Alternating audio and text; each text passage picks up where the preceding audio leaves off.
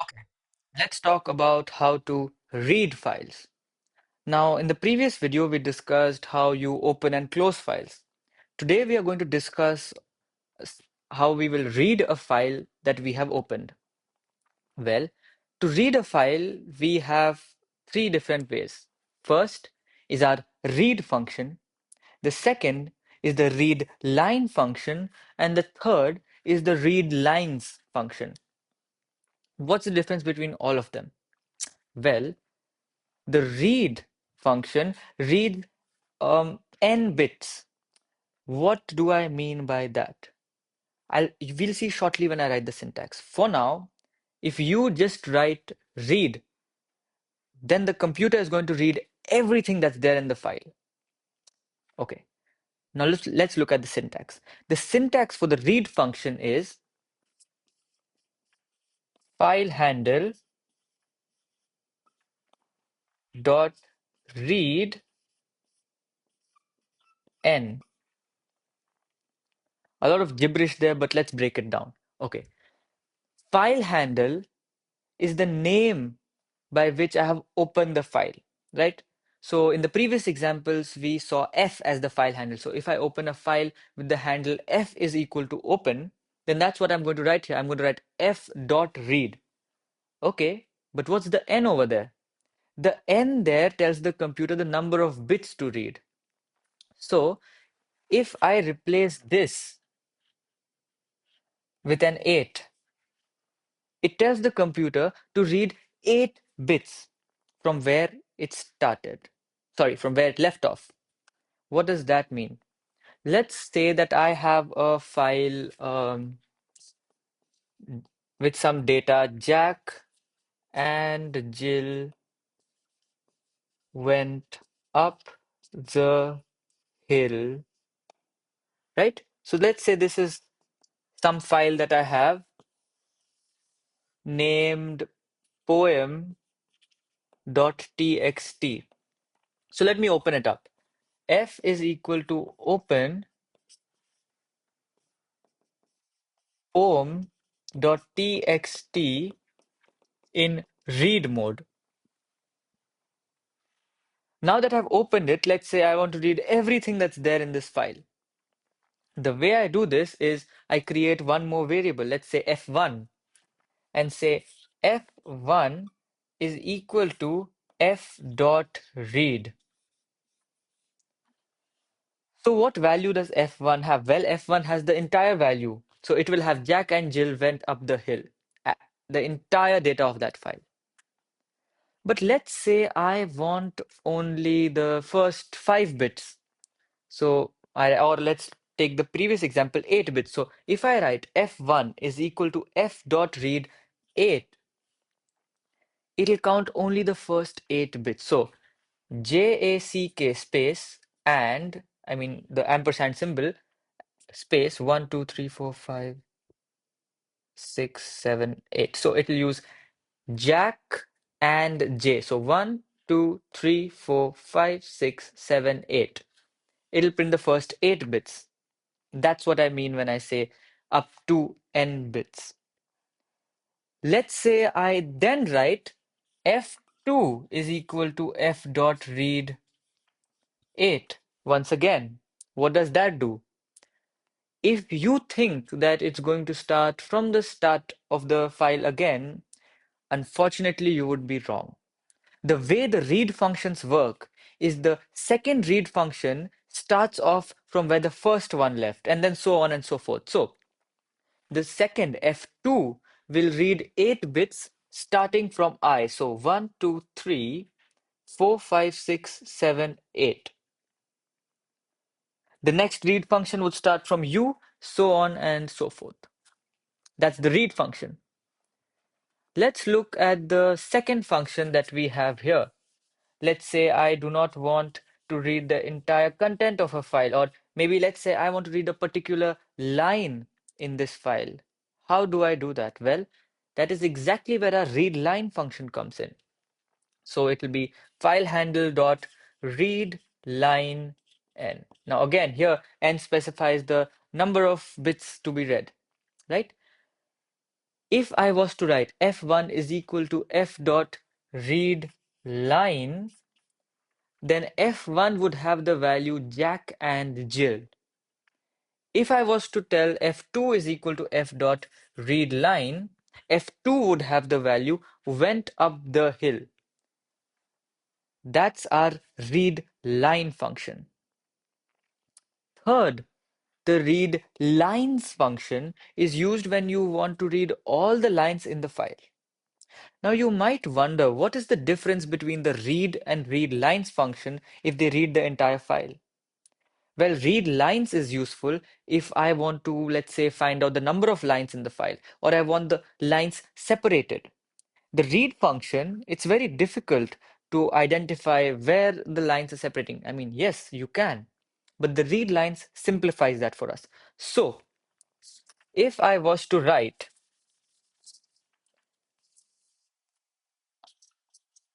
f1 is equal to f dot read lines, then f1 would have a list value. What do I mean by that? Well, f1 will have the value Jack and Jill went up the hill, but Jack and Jill is going to be the first element of my list. Went up the hill will be the second element of my list. Now, if there were multiple lines, then each different line would be a different element of my list. So let me just um, write it down here. So f1, if I would say print f1, then I would get the following. Jack and Jill, comma, went up the hill. I know the board is very messy, but yeah, that's how it would end up looking. So that was the read lines function. Okay, let's do some questions.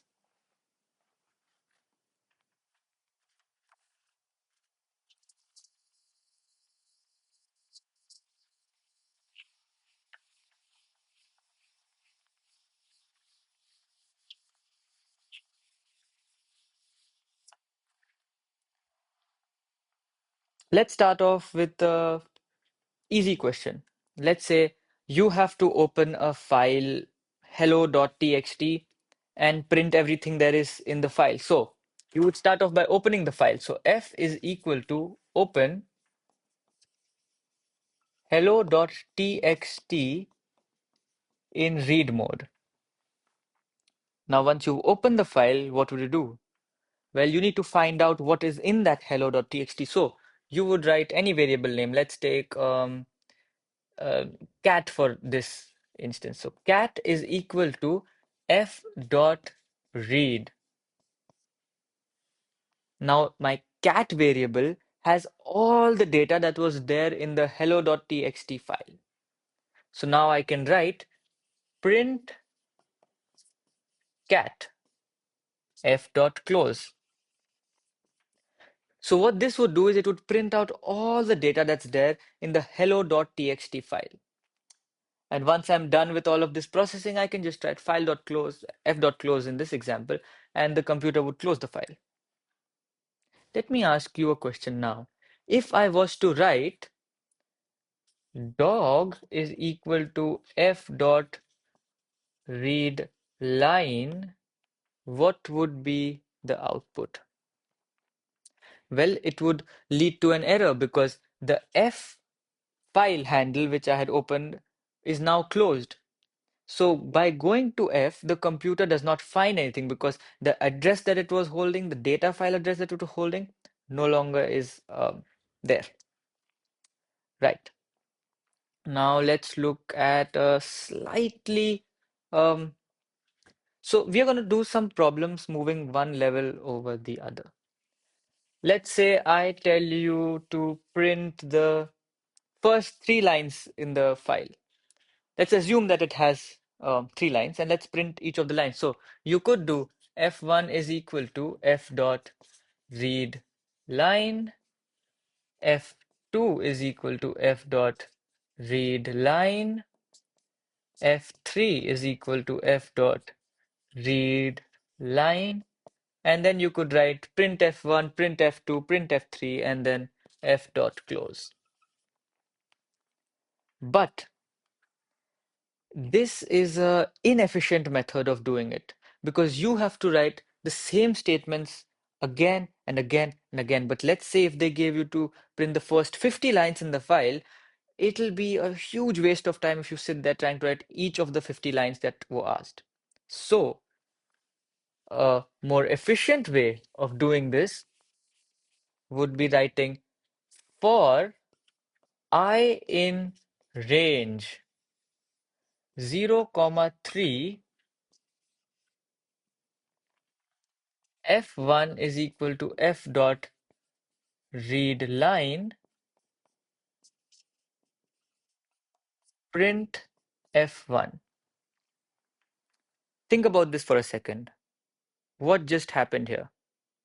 Well, I created a loop and I created a variable to iterate through it called I. Then I said for I in range 0, comma 3, some variable is equal to f dot read line, and then print that variable. So what happens is when I starts off, it has the value of 0. So when I is 0, f1 has the value of whatever the line is, and then we print it. Once this is done, it goes back here. Now the value of I is 1. The same thing happens. It repeats. The value of I is 2. The same thing repeats. Now when it goes back, the value of I is 3. Is the line printed? No. This is because your range function only works from your initial value to your end minus 1 value. So if I told 0 to 3, this means that it's going to be executed 0, 1, 2, and 3 minus 1 is 2. So this is where the execution stops. So it will run those many number of times. Okay. Now let's say you do not know how many lines are there in your file. How will you execute it? Do you remember a function that will explicitly give you the different lines in that file as different values? If you said read lines, then yes, that is correct.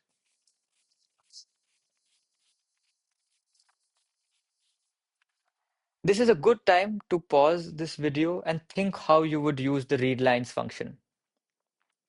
You know it's a list, and you know each of the elements in that list is a different line in of the file. So how would you go about printing it? Because we need the different lines of the file in different lines. Yeah, confusing to say, but I hope you get the message. The way we would do this is we'll say f is equal to open hello.txt in read mode, and then we'll write f1 is equal to f dot read lines. So what this did was it created a list of some, so let's just say it has some list of value 1, comma value 2, comma value 3, comma value 4, comma so on and so forth till it ends. Now in this case, we do not know how many values are there in this list, or that is the number of lines in the file. So what would you put as the end value to that function? There are two ways you could do this. The first one is we could find the length of the file. So I could say f2 is equal to len of f1. Then for I in range 0, comma f1, f2 is equal to f1 at I print f2, f dot close. Let's break this down. What I did was I found the length of f1 and stored it in some variable f2. Then I said for I in range 0, comma I beg your pardon, f2. For I in range 0, comma f2, f3 is equal to f1 at I. What does this mean? Well, this means that some new variable f3 will store the value from f1 at the index I. Then we print f3. Or we could simplify this by writing for I in f1 print I f dot close. So what we did here was now we told the loop, don't iterate through a sequence of numbers, just iterate through my list. So now this I will have the values of the different elements in this list. And at each element, it'll print it. And once it's done, we'll close the file. So this was how we could iterate through a list with, data with the number of lines we are not aware of. Let's move things to the next level now.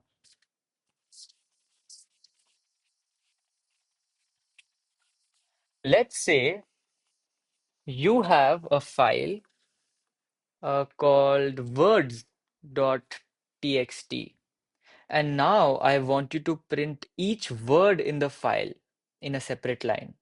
How would you do this? Well, now think about it. If I use my read line function, I get the lines individually, but I do not know how many lines are there. So then it would be slightly harder for me to segregate it. If I use my read lines function, yes, I get all my lines in as separate elements. But then to separate into words, I would need to use a different loop once again. This leaves us with our read function. So first, we open our file. F is equal to open words.txt in read mode. Once that's done, we need to figure out how to split it into different words. And that should help you answer. We will be using a function called split. This is from the strings chapter, like we discussed. Now, how does this work? Here, I'm going to create some variable and get the entire data. So f1 is equal to f dot read. So now all the data from words.txt is stored in some variable f1.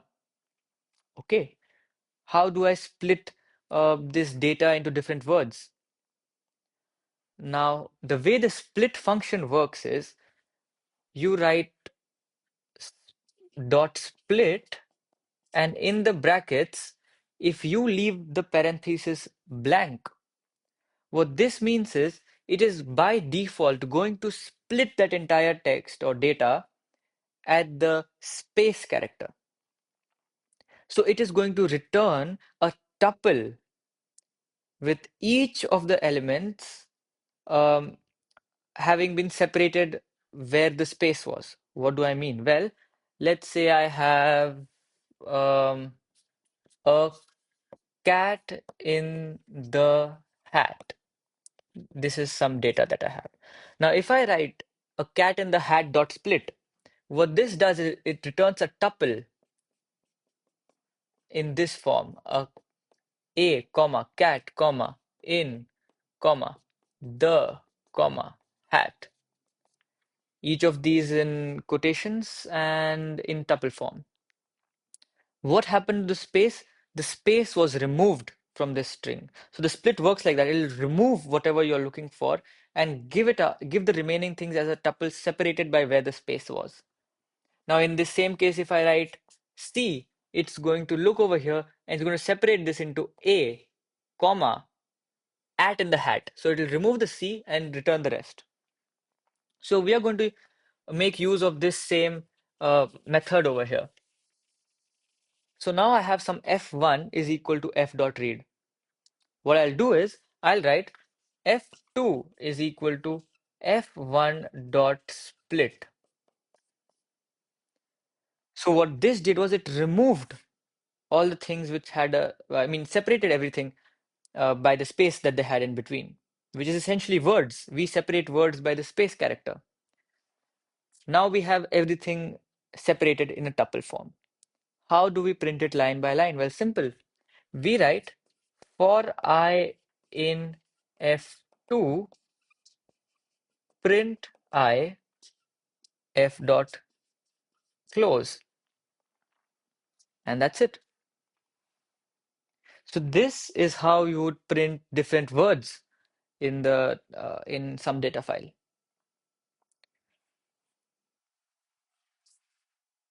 If you follow till here, you we're almost there.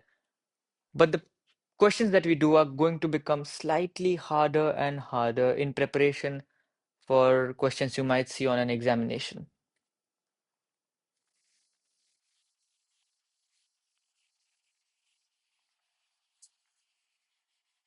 Let's say you have a file, um, something.txt.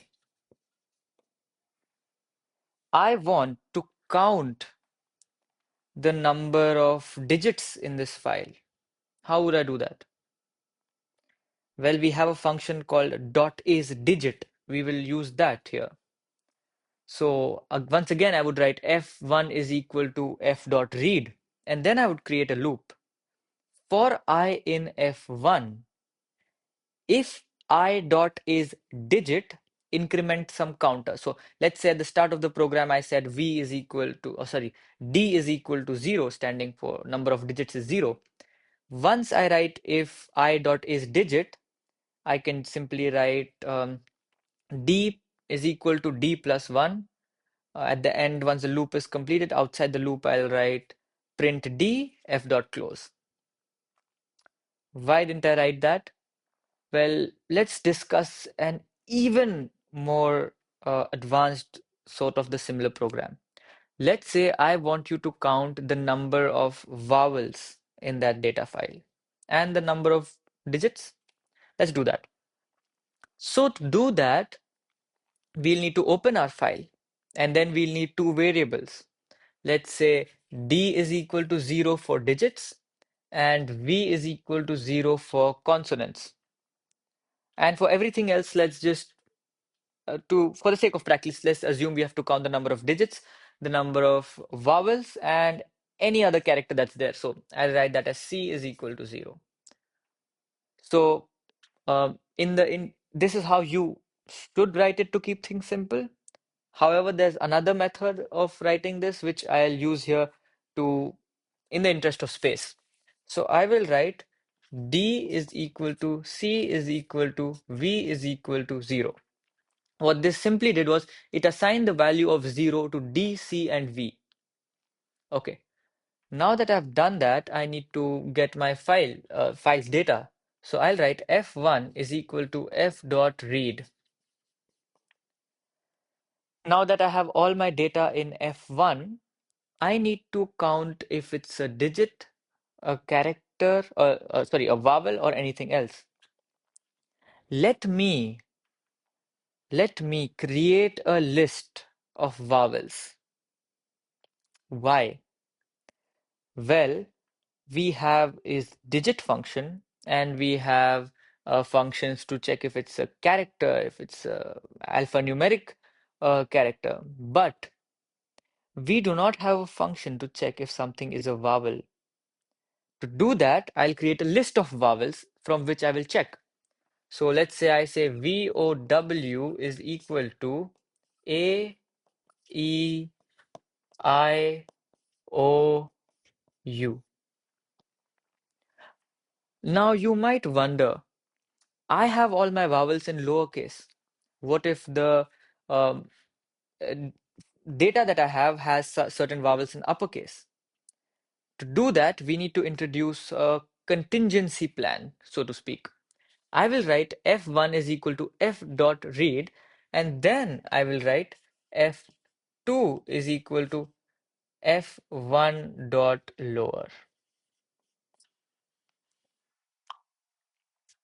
Now I want you to think for a second.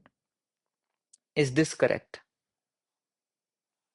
Is this correct? So think for a second and then we'll proceed.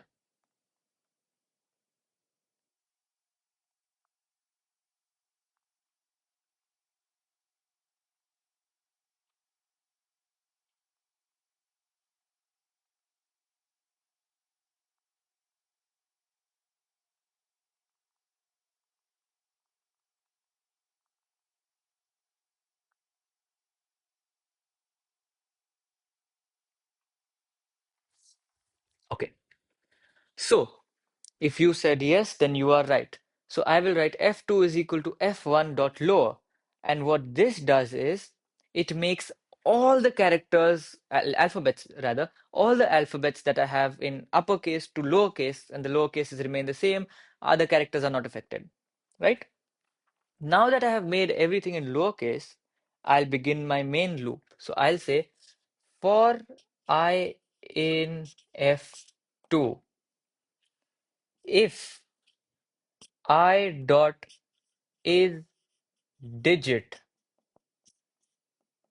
what do I need to do? If my I value is a digit, I need to increment the digit operator. So I can write d plus is equal to 1, which is the same as writing d is equal to d plus 1. Else, if my I is something else, like a vowel that we need to find, I'll write L if. Remember, else if is not valid, it is L if. L if I dot, sorry, L if I in wow. What does this mean? If the value of I is in our wow list, then that means it's a vowel. So we will increment the vowels operator. So V plus, let me maintain the indentation, V plus is equal to 1. But if it's not a digit and it's not a vowel, then it really doesn't matter to us what it is. We just need to increment our character operator. So let me just move everything over here in the same indentation. So else C plus is equal to 1. Now that our loop is complete after checking everything, let's come back to the main indentation of the for loop. Then I'll say print digits, comma, D, print vowels, comma, V, print others, comma, C.